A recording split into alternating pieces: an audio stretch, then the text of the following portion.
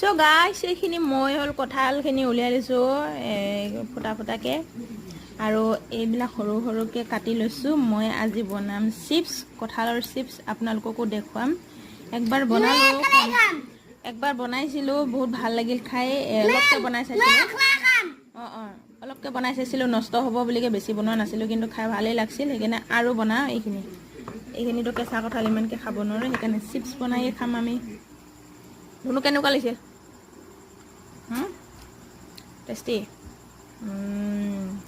তো চাই থাকক ভিডিঅ'টো, আপোনালোকক দেখুৱাই আছোঁ কঁঠালৰ চিপছ কেনেকৈ বনাওঁ মই। প্ৰথমে মই কেৰাহীটো গৰম কৰি দিলোঁ, তাৰপিছত ঢালি দিলোঁ ৰিফাইন তেল, আৰু ৰিফাইন তেলখিনি ভালকৈ গৰম হোৱাৰ পাছত দি দিলোঁ পাতল পাতলকৈ কাটি থোৱা কঁঠালখিনি। আৰু এয়া দেখিছে কিমান ধুনীয়াকৈ সিজি আছে, বহুত ভাল দেখা হৈছে আৰু খায়ো বহুত ভাল লাগে। আপোনালোকেও চেষ্টা কৰি চাব।